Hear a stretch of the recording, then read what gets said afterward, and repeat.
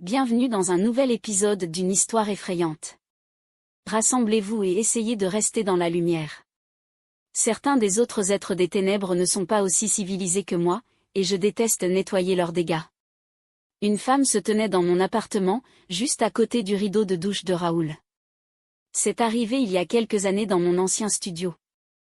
J'avais un étrange sentiment que quelque chose n'allait pas depuis quelques jours, comme si j'étais sûre que la nourriture dans le frigo était moins abondante que ce que j'y avais mis la dernière fois. J'ai trouvé des coussins de mon canapé par terre, des trucs comme ça. Je vivais seule à l'époque, donc personne d'autre n'avait accès à mon appartement, du moins je le pensais. Eh bien, une nuit, je me suis réveillée vers 1 heure du matin, en sueur. Et même si je ne m'en souvenais pas, j'étais sûre de m'être réveillée d'un cauchemar. Comme j'étais trempée de sueur, j'ai décidé de prendre une douche. J'ai donc mis mon téléphone dans la salle de bain pour écouter de la musique, j'ai ouvert l'eau et j'ai profité de ma douche. Quelques minutes plus tard, j'ai entendu la porte bouger. Je ne la ferme jamais, mais elle ne bouge jamais non plus. J'ai jeté un coup d'œil au rideau de douche et j'ai vu une ombre contre lui. Et un coup d'œil à mon téléphone a confirmé que quelqu'un était là. Car je pouvais clairement voir un reflet sur mon écran qui montrait quelqu'un debout à côté du rideau de douche. Il m'a fallu beaucoup de courage pour ne pas crier et pour continuer à faire comme si je n'avais rien remarqué, tout en retirant silencieusement le pommeau de douche de son support et en mettant l'eau à fond sur chaud. Je suis encore un peu impressionnée par cette rapidité de réflexion. L'eau devient très chaude quand on la met à fond, et quelques secondes plus tard, de la vapeur s'élevait et l'eau me brûlait les pieds en s'écoulant dans le drain. Je me suis retournée, j'ai déchiré le rideau de douche et j'ai tenu le pommeau de douche directement sur la personne derrière. C'était une femme. Elle a crié de douleur. Je l'ai frappée au visage avec le pommeau de douche, je suis sortie de la douche et j'ai couru vers la porte, en retirant la clé de la serrure et en la verrouillant derrière moi. Un peu plus tard, elle a commencé à frapper à la porte, mais la porte n'a pas cédé. Dieu merci pour la qualité du travail allemand. J'ai appelé la police et je suis allée à la cuisine pour prendre mon grand couteau de cuisine, juste par sécurité. J'ai senti ma gorge se serrer quand j'ai vu qu'il manquait et j'ai réalisé qu'il n'y avait qu'un seul endroit où il pouvait se trouver à ce moment-là. La police est arrivée et a arrêté la femme, qui s'est avérée être une ancienne locataire de l'appartement et qui avait été expulsée pour non-paiement du loyer. Il semble qu'elle ait fait une copie de la clé et qu'elle soit entrée dans l'appartement pendant que j'étais au travail et parfois la nuit. Il est possible que ce qui m'a réveillée en premier lieu soit elle, et honnêtement, je ne veux même pas y penser. Depuis, j'insiste toujours pour que les serrures soient changées quand je déménage dans un nouvel endroit. Mon harceleur de Fallon Rose. Alors, je suis une fille de 21 ans tout à fait normale qui, pendant son temps libre, aime aller sur les applications de rencontres. J'ai trouvé une application de rencontres de contrefaçon qui ressemble un peu à Tinder, mais c'est pour les hommes qui aiment les femmes rondes. Donc, dès le début, je trouve quelques hommes sympas avec qui discuter, mais le lendemain, je reçois le message qui a tout changé. D'habitude, mon type d'homme a mon âge, mais lui était plus âgé, genre dans la quarantaine. Nous avions à peine commencé d'échanger qu'il a dit « Je vois bien que tu ferais une merveilleuse mère ». J'ai pris ça comme un compliment au début. Ce n'était pas la chose la plus flippante qu'un homme médite. Honnêtement, j'aurais dû arrêter de lui parler, mais je m'ennuyais et le reste de mes conversations m'avait ghosté, alors j'ai continué cette conversation.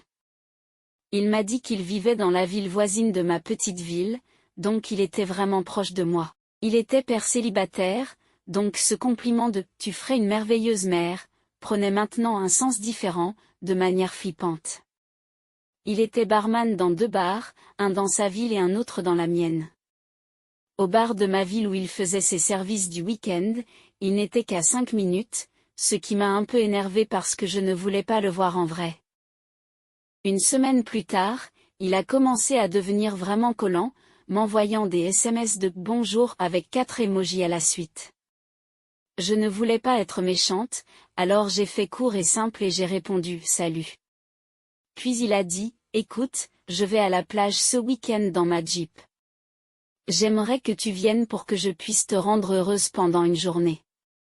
En plus, j'aimerais bien jeter un coup d'œil à ce corps rond que tu prétends avoir. J'ai dit que j'étais occupée avec des trucs de travail et que je ne pouvais pas y aller. Il a juste ignoré ça et a dit qu'il allait me manquer. J'avais quand même envie d'aller à la plage ce jour-là, alors je suis allée à un endroit local qui était à quelques kilomètres après sa ville.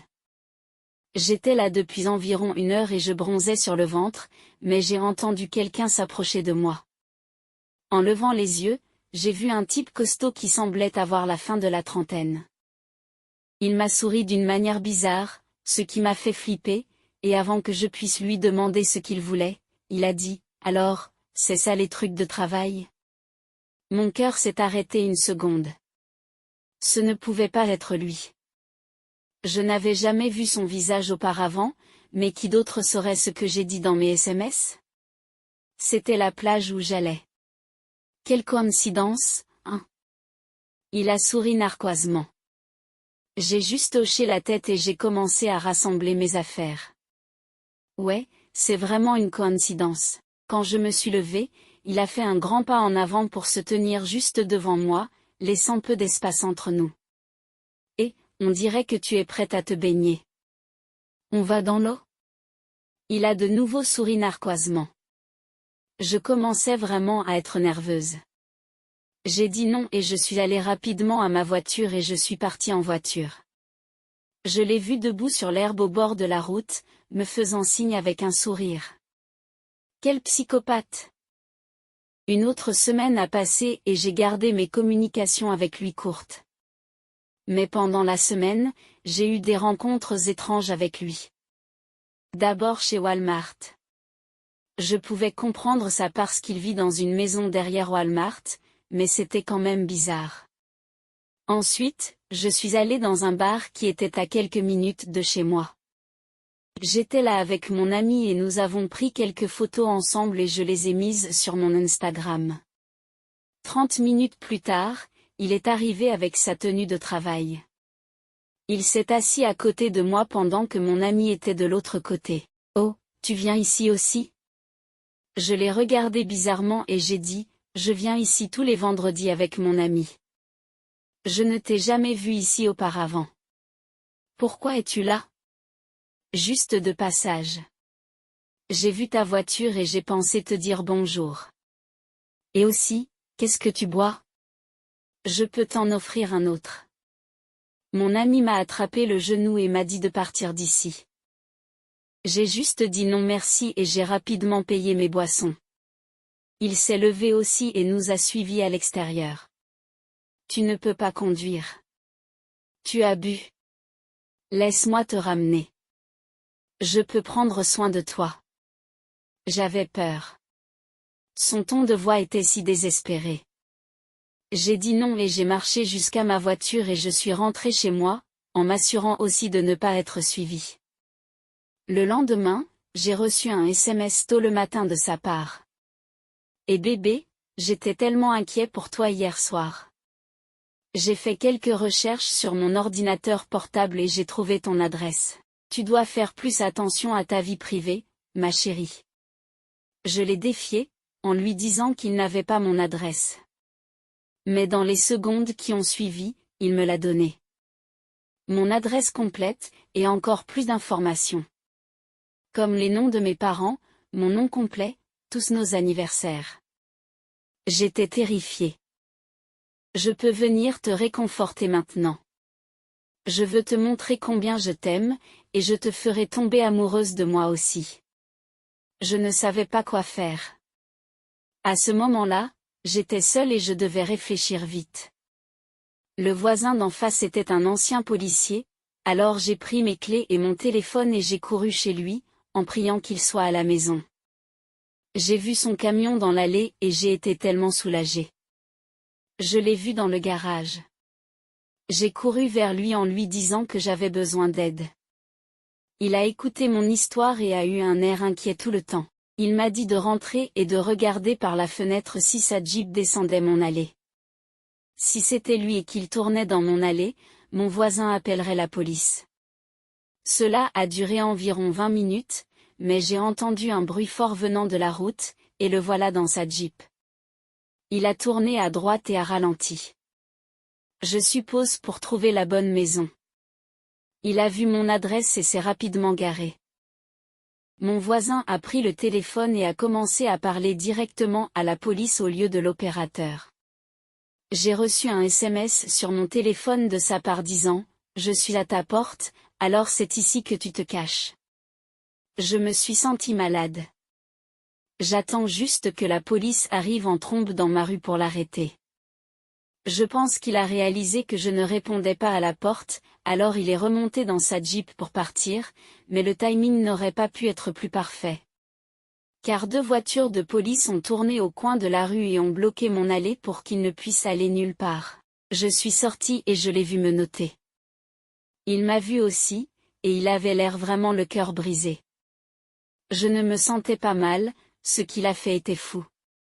Il n'y avait pas assez de preuves pour le mettre en prison trop longtemps, mais j'ai obtenu une ordonnance restrictive, qui fonctionne bien jusqu'à présent. Presque kidnappé par Aurora X Sky. À l'époque, j'étais assez jeune, peut-être vers 6 ou 7 ans, mais je m'en souviens encore parfaitement. J'étais dans le centre de Londres pour la journée avec ma famille, et la soirée approchait, alors nous avions commencé à rentrer.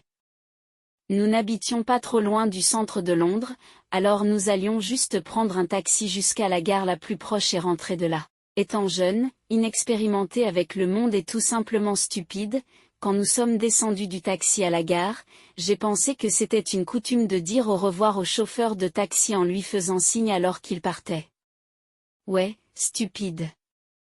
Alors, après avoir fini de dire au revoir à cet inconnu complet de chauffeur de taxi, je me suis retournée et j'ai vu que ma famille avait complètement disparu. Évanouie dans les airs. J'étais si jeune, je n'avais aucune idée de ce qui venait de se passer. Étant une petite fille, tout le monde était comme des géants. À cet âge, c'était terrifiant. À ce moment-là, tout ce que j'avais appris sur le danger des inconnus a complètement disparu et n'avait plus d'importance. J'étais juste terrifiée.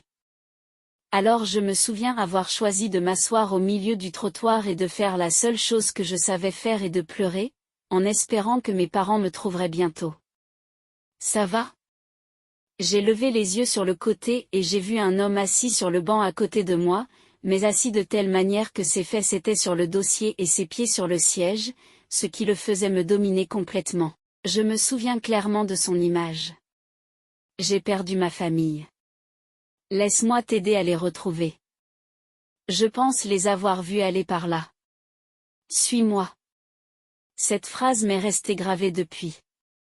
Il s'est levé, m'a pris la main et a commencé à me conduire sur la route. Complètement inconsciente et juste contente d'avoir un adulte avec moi maintenant, je l'ai suivi calmement. Juste au moment où il allait me faire tourner au coin d'un bâtiment, j'ai entendu une voix appeler mon nom. Mon frère, qui n'avait qu'environ 2 ans de plus que moi à l'époque, était sorti en courant de la gare et m'avait vu juste avant que je ne disparaisse complètement de sa vue au coin d'une autre rue de Londres. Quelques secondes plus tard, il n'aurait eu aucune chance de me voir. Mes parents ont suivi et sont sortis en courant aussi, me prenant à l'homme et s'assurant que j'allais bien. Je ne me souviens pas de ce qui est arrivé à l'homme après ça. Une partie de ma mémoire dit qu'il s'est enfui rapidement après que ma famille m'ait prise. Une autre partie me dit qu'il est resté et a expliqué à mes parents son déroulement des événements. Aucun de nous ne s'en souvient vraiment. Je sais juste que j'ai tellement de chance de ne pas l'avoir suivi. Je pense toujours à quel point ma vie aurait pu être différente si je l'avais fait. En y repensant, l'entrée de la gare n'était qu'à quelques mètres de l'endroit où je m'étais assise pour pleurer. Ce n'était pas si fréquenté. L'homme a dû voir ma famille entrer dans la gare. Mais c'est une chose à laquelle je n'aurai heureusement jamais la réponse. Merci d'avoir regardé. J'espère que cet épisode vous a plu. Si c'est le cas, n'oubliez pas de cliquer sur le bouton « J'aime » et de vous abonner si vous voulez en entendre davantage.